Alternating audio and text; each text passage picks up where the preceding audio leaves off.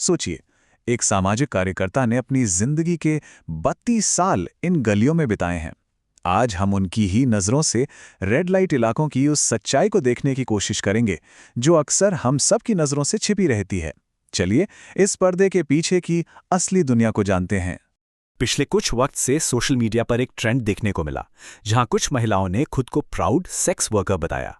इससे एक नई बहस शुरू हो गई, लेकिन सवाल यह है कि क्या यही पूरी सच्चाई है? देखिए, ऑनलाइन दुनिया की चमक दमक के बिल्कुल उलट जमीनी हकीकत कुछ और ही कहानी कहती है। एक सामाजिक कार्यकर्ता की ये जो चुनौती है ना, ये हमें रुक कर सोचने पर मजबूर करती है कि इस सब के पीछे की असली कहानी आखिर है क्या।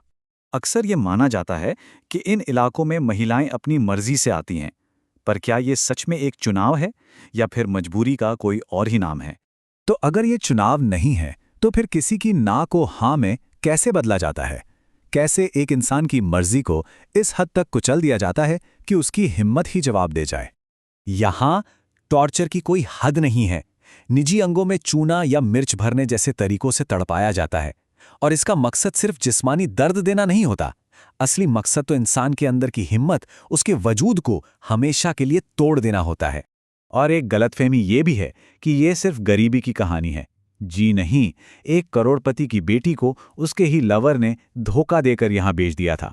ये एक कड़वा सच है कि तस्करी का शिकार कोई भी हो सकता है, चाहे वो किसी भी बैकग्राउंड से हो।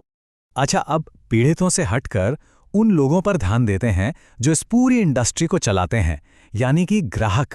उनकी असली मंशा क्या होती है? आमतौर पर यही सोचा जाता है कि ग्राहक यहाँ सिर्फ सेक्स के लिए आते हैं, लेकिन सच्चाई इससे कई ज्यादा डरावनी और उलझी हुई है।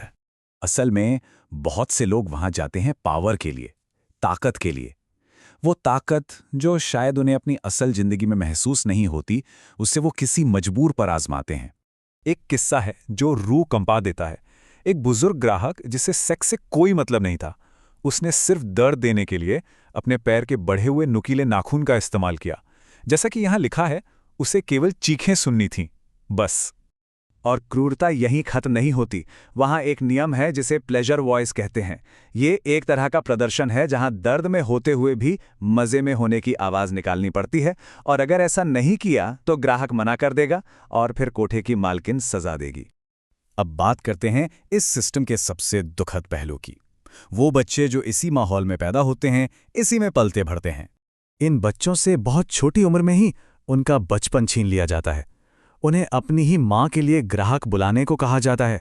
उनसे कॉन्डम जैसी चीज़ें लाने ले जाने को कहा जाता है, ताकि ये सब उनके लिए नॉर्मल हो जाएं और वो इसके खिलाफ कुछ महसूस ही ना करें। या तो मातृत्व का भी बेरहमी से फायदा उठाया जाता है। एक माँ जिसके साथ उसका रोता हुआ बच्चा है, उसे एक आसान टारगेट माना जाता है। क्यों? क्योंकि वो अपने बच्चे के पास लौटने की जल्दी में ग्राहक की हर मांग को बिना सवाल किए पूरा कर देगी।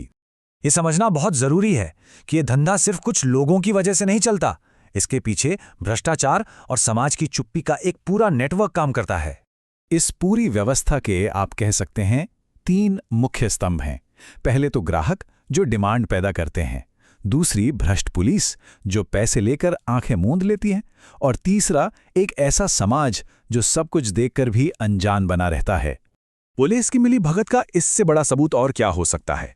जब एक सामाजिक कार्यकर्ता ने दखल देने की कोशिश की, तो एक पुलिस वाले ने साफ साफ कहा, मैडम, आप अपना भी नुकसान करती हैं और हमारा भी। ये सीधे सीधे बताता है कि उनका भी इस सिस्टम में फाइनेंशियल इंटरेस्ट है। तो अब सवाल ये उठता है कि इस दलदल से बाहर निकलना इतना मुश्किल क्यों है? वजह है पैसों और जिस्मानी शोषण का एक खतरनाक खेल। ये कर्ज का एक ऐसा जाल है जिसे कभी न टूटने के लिए ही बनाया गया है। मान लीजिए एक लड़की को 20,000 रुपये में बेचा गया। अब उसे वो कर्ज चुकाना है, वो भी भारी भरकम ब्याज के साथ। उसकी सारी कमाई तो मालकिन रख लेती है, इसलिए असल कर्ज कभी खत्म ही नहीं होता। और जिस्मानी शोषण का लेवल देखिए। ऑक्सीटोसिन, जो जानवरों पर इस्तेमाल होने वाला एक बैन किया हुआ हार्मोन है, वो छोटी बच्चियों को इंजेक्ट किया जाता है। किस लिए? ताकि वो अपनी उम्र से बड़ी दिखें। इससे उन्हें जो दर्द होता है, जो हार्मोनल डैमेज होता है, उसकी तो कोई बात ही नहीं करता। 30 साल, बस इस उम्र के बाद एक महिला को अक्सर खत्म मान लिया जाता है। उसके पास कोई रास्ता नहीं बचता। उसे या तो खुद तस्कर बनना पड़ता है, या कोठे की मालकिन, या फिर सड़कों पर भीख मांगनी पड़ती है। और आखिर में ये कहानी हमें वापस समाज के आईने के सामने लाकर खड़ा कर देती है। इस धंधे को चलाने वाले ग्राहक और इसे नजरअंदाज करने वाली पुलिस, ये दोनों ही तो हमारे ही समाज का हिस्सा हैं। तो ये पूरा विश्लेषण हमें एक बहुत ही असहज सवाल के साथ छोड़ जाता है। जब हम आसानी से कह देते हैं कि समस्या वे लोग हैं, तो हमें एक पल रुक कर सोचना चाहिए कि ये वे लोग असल में हैं कौन।